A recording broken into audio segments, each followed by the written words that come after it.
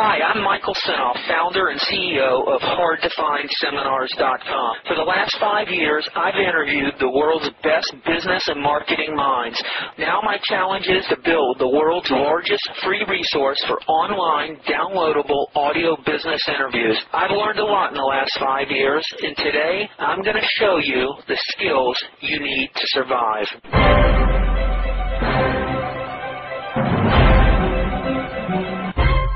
Am I going to charge them a hell of a lot of money? Yes. The $150 is nothing. When they start to see the hundreds of thousands or $1 million that they're going to have to pay, they have to realize one thing. If I'm putting them in a $10 million business and I charge them $1 million fee, they're getting a business that's worth $10 million. They're going to own half of it. They just increased their net worth $5 million in 1 second. They can take that $5 million net worth to the bank. That is a legitimate net worth. They also have a company that's making probably $2.5–3 million a year. They're going to have an income as of tomorrow of about $1.5 million a year. After you pay the investors, you're going to have $1.5 million left. I mean, there's no financing on this. There's nothing else to pay. I mean, this is money that you can put in the bank, that you can take home, that you can buy yourself a new plane, whatever the hell else you want to do. Mm-hmm. And we're talking about a hell of a lot of money here.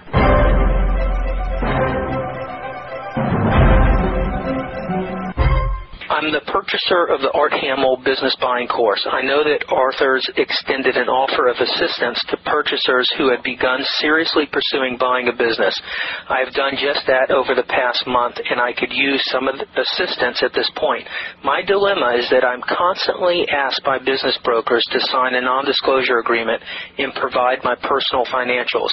I have a good credit and about $600,000 of net worth, but this isn't getting me anywhere with a $5 million plus business that Arthur Hamel teaches to go after in his course.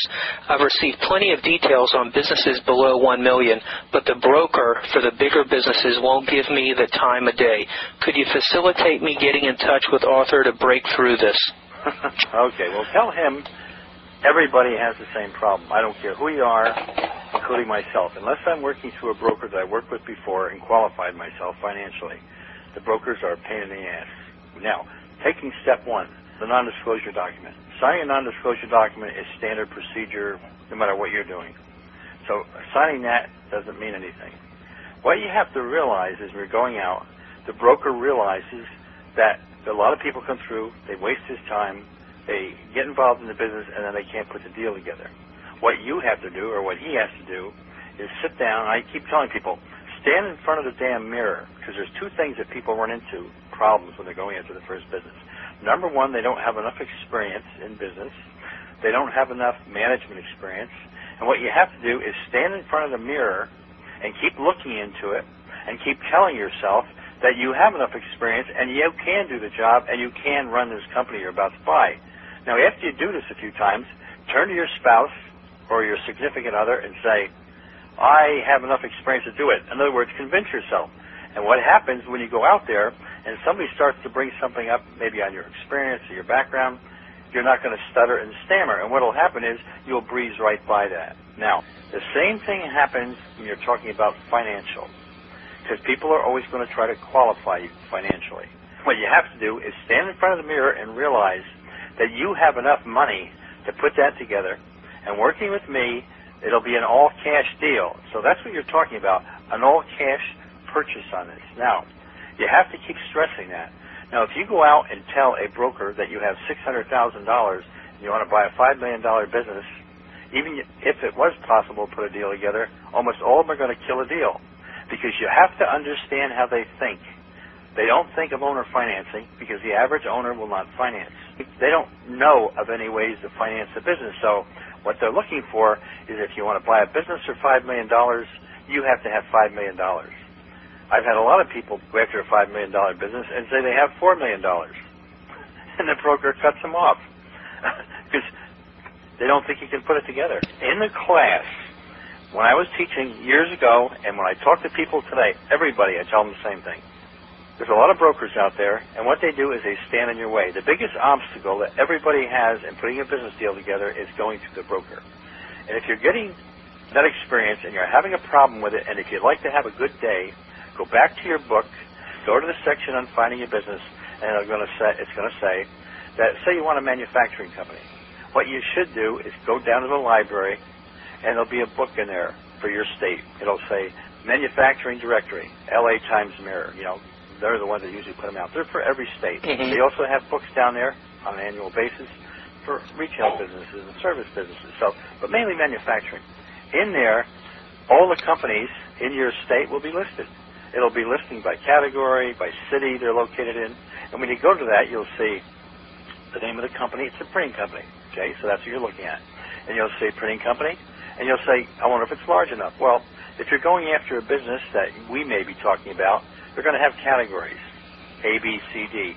And so you're going to go after D's and E's, and you're going to follow up. Now, in here, you have the name of the owner, you have the address, you have the phone number, the number of the employees, etc. What they do, the whole thing. And what we always suggest is you sit down, make up a letter that you can send to them. Don't send them a fax. Because if the office gets a fax stating that you want to buy their company, every employee is going to be upset, and the owner is going to call you back calling you all sorts of names. Right, good point. Okay, so the basic thing is to send a letter. Personal. The person will open it. Now, the average broker that's going out to get a listing sends these letters out all the time, because I basically trained them in the beginning, so that's what they do. They send these letters out. In that, it says, Dear Sir, I'm a broker. I would like to list your business. I have a number of buyers. Well, if you want to do something funny, say, I know a lot of brokers write you letters stating that they have a buyer. Well, here I am. I'm the buyer. There's no broker involved, and I am in a position to pay you all cash. Now, what's going to happen is a large percent of the people that you write to are going to call you back. Okay? They're going to call you back. Why? You're a buyer. Even if they don't want to sell the business, what's going to happen is they're going to read the letter, they're going to set it aside, they're going to go home that night, say to their spouse, you know, somebody came in and said they wanted to buy our company and pay us all cash. What do you think of that? And the wife or husband says, and when are we leaving? Well, no, I didn't answer it. When you go in tomorrow, 8 o'clock or 6 o'clock in the morning, you get on that right away. And what happens is a large percent of the people will respond. And what happens is you now have an appointment, there's no broker in the middle, and you're going to find the seller doesn't really try to qualify you. Because if you walk in straight and have that feeling that you can put all the cash together, and I want to tell you something. If you'll listen to me, if you go out for a standard contract, if you'll pay a market rate on the thing, and you put together a good business plan that attracts people that'll put up at least $1 million, what's going to happen is you will have the money to put that together. The thing they have to realize, and most people, when they're getting started, don't realize it when they're working with me, with investors, once you get to the point where you have a contract signed and you have a business plan complete, and when I come in and we sign an agreement to pay me a fee for me to raise $5, $10 million, whatever the heck you need in the transaction, you then get weekly notification. Every Friday before I call you, I will send you a fax or an email describing every single person that I'm working with that week. On Monday, I work with Charlie and Bill. This is their phone number, this is their address, so and so on.